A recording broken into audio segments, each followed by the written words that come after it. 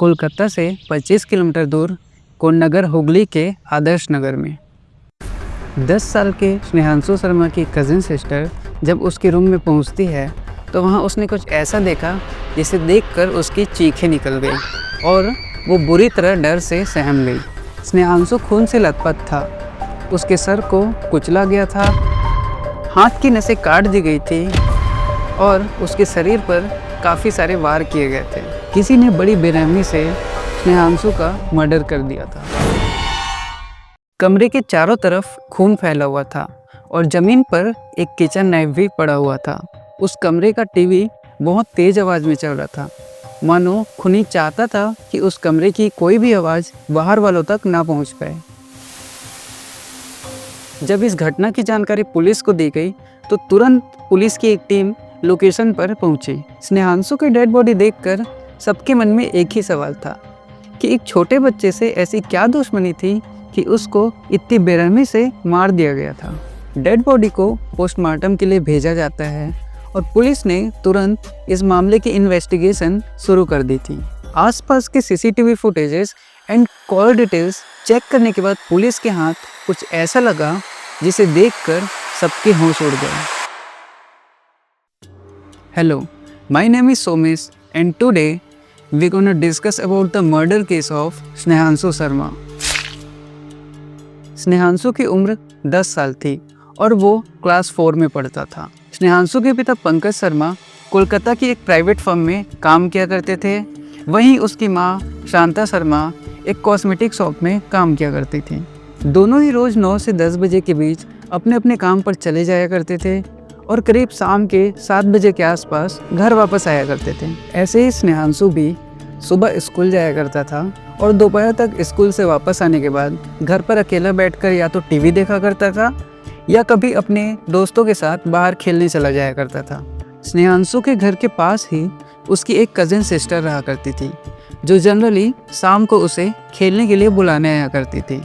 वारदात वाले दिन जब स्नेहांशु की कज़िन सिस्टर उसे बुलाने उसके घर पहुंचती है तो वहां देखती है कि स्नेहांशु की बॉडी ज़मीन पर पड़ी हुई है और चारों तरफ काफ़ी सारा खून फैला हुआ है। बॉडी के साथ इतनी बेरहमी बरती गई थी जिसे देखकर लगता था मानो कातिल चाहता था कि स्नेहांशु किसी भी हालत में जिंदा ना बच पाए और उसे देखकर पता चल रहा था कि उसे मारने वाला उससे बहुत ज़्यादा नफरत करता था। पुलिस स्नेहांशु के परिवार से पूछताछ करती है कि स्नेहांशु किससे मिला करता था, कहाँ आया जाया करता था और उसके कौन कौन दोस्त थे, लेकिन पुलिस के हाथ कुछ भी नहीं लगा। पुलिस ने आसपास के सारे सीसीटीवी फुटेजेस चेक करवाए। फुटेजेस में 2 महिलाएं घर से निकलकर जाते हुए दिखती हैं, जिसमें से एक तो स्नेहांशु की मां शांता थी और दूसरी उसकी सहेली इशरत प्रवीण। इशरत रेगुलरली उनके घर पर आया जाया करती थी।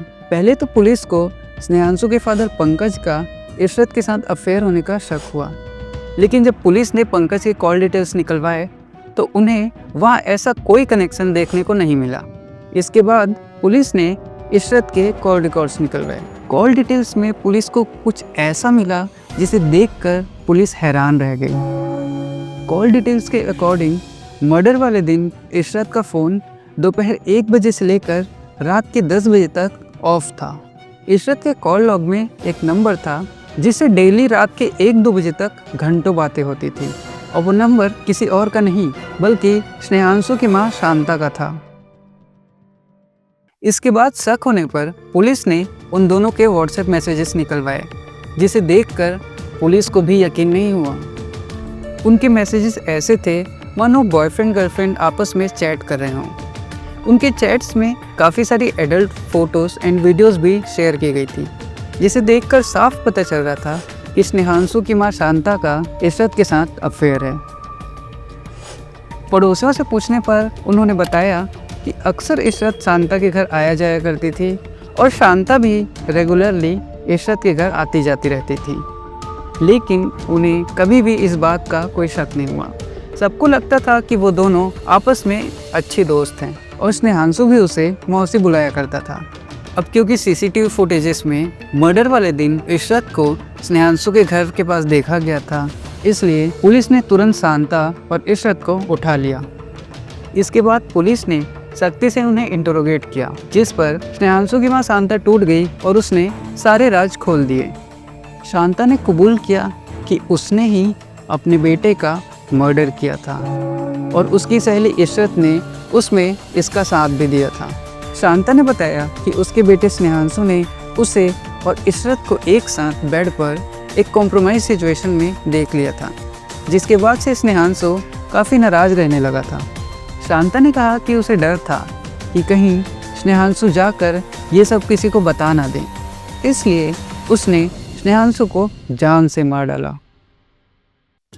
उसने बताया कि उसकी सहेली इशरत ने सबसे पहले कमरे की टीवी की आवाज़ को बहुत तेज़ किया, जिससे बाहर आने जाने वाले लोगों को अंदर की कोई भी आवाज़ सुनाई ना दे। इसके बाद उसने एक मूर्ति से बच्चे के सर पर जोर से वार किया, जिससे वो बच्चा वहीं बेहोश हो गया और ज़मीन पर गिर गया।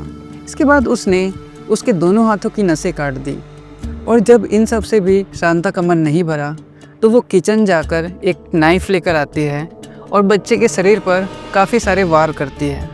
अपने बेटे का इतनी बेरहमी से मर्डर करने के बाद शांता उसकी बॉडी को वहीं छोड़कर इशरत के साथ वहाँ से भाग जाती है और दोनों ही अपने फ़ोन्स को स्विच ऑफ कर देती है। शांता की बातें सुनकर पुलिस पूरी तरह हैरान रह गई। दरअसल शांता को लगता था कि उसका बेटा उसके और इशरत के इस रिलेशनशिप के बीच में आ रहा है, इसलिए उसने माँ बेटे के रिलेशन से भी ज़्यादा अपने इस लेस्बियन रिलेशनशिप को इम्पोर्टेंस दिया और अपने ही बेटे को जान से मार डाला। हैरानी की बात तो ये है कि स्नेहांशु के पिता पंकज को अपनी वाइफ के इस रिलेशन के बारे में काफ़ी पहले से पता था, लेकिन अपने बेटे और समाज के डर से वो चुप थे। लेकिन अंत में उसने इन सब में अपने बेटे को ही खो दिया। माँ बेटे का एक रिश्ता जिसको शुरू से काफ़ी ज़्यादा अहमियत दी जाती है या सबसे ऊपरी दर्जा दिया जाता है, आज शांता ने उस रिलेशन की क्या इज्जत रखी जब उसने अपने ही बेटे का इतनी बेरहमी से मर्डर कर दिया। अगर शांता एक बार भी चाहती तो वह अपने बेटे स्नेहांशु को प्यार से बात करके समझा सकती थी कि वो इस बारे में किसी को ना बताए और स्नेहांशु उनकी बात ज़रूर सुनता। लेकिन शांता ने यहाँ पर बात करने की जगह क्राइम के रास्ते को चुना। ऐसे में आज के टाइम पर अब शायद ही कोई रिश्ता बचा होगा जिस पर हम आँख बंद कर भरोसा कर सकें। Thank you for watching this video. अगर आपको ये वीडियो पसंद आया हो तो इस वीडियो को लाइक करें एंड कमेंट्स में बताएं कि इस केस को लेकर आपके क्या ओपिनियंस हैं, और आगे ऐसे और भी केसेस देखने के लिए चैनल को सब्सक्राइब करें।